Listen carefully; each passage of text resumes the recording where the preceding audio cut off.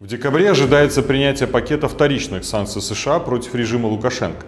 Недавно мы рассказывали о механизме действия этого уникального инструмента и существенных угрозах, которые он несет для режима.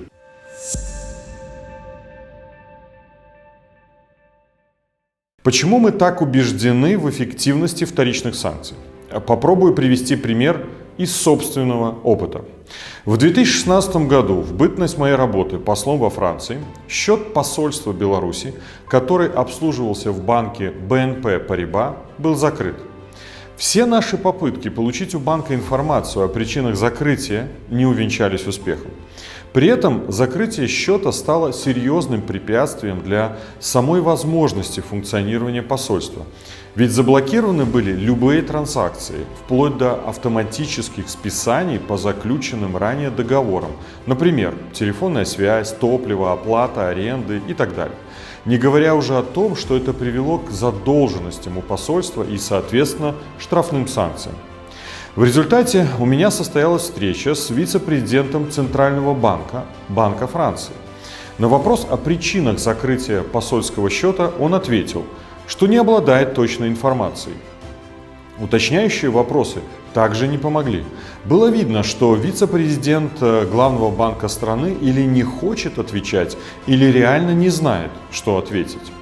Тем не менее, посольству было предложено решение – принудительное открытие расчетного счета. Это работает так. Банк Франции выбирает любой коммерческий банк, и этот банк обязывает открыть новый счет для посольства. Однако есть условия. Возможность использовать чековую книжку предоставляется лишь 2 раза в месяц. К счету может быть привязана лишь одна кредитная карточка. И при каждой оплате кредиткой необходимо консультироваться по телефону с советником банка. Полноценно работать посольству при таких условиях невозможно. В поисках выхода мы разослали письма и провели встречи с представителями практически всех коммерческих банков Франции, работавших в Париже в то время. Это около 20 банков.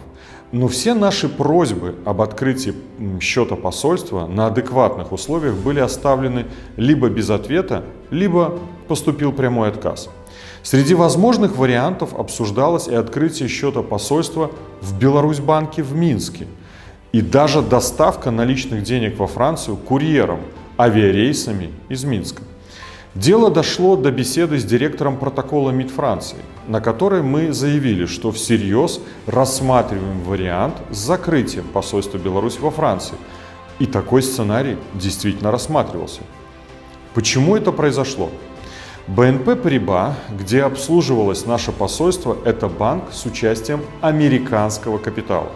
Еще в 2014 году он был подвергнут серьезному штрафу за нарушение санкций США в отношении Судана, Кубы и Ирана. Сумма штрафа была просто рекордной – 9 миллиардов долларов.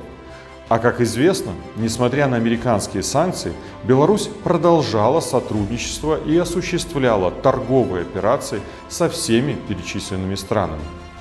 BNP Paribas знал об этом, и, естественно, рисковать новым штрафом он не был готов, как и другие банки, к которым мы обращались.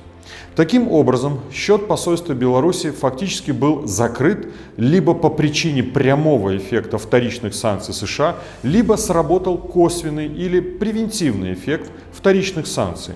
То есть банк просто предпочел обезопасить себя. Ровно так же, как сегодня обезопашивают себя зарубежные банки, превентивно закрывая корреспондентские счета для белорусских банков, понимая, что США приняли решение использовать инструмент вторичных санкций в отношении Беларуси. Чем закончилась та история? В последующем один из банков в Париже все же открыл посольству Беларуси счет. Это был Бребанк. Последним аргументом стала Венская конвенция о дипломатических сношениях. Но сегодня причиной для введения санкций является уже сам режим в Беларуси, а Венская конвенция распространяется только на диппредставительство. Вот как работают вторичные санкции США. Уникальный инструмент, который представляет реальную угрозу для существования режима Лукашенко.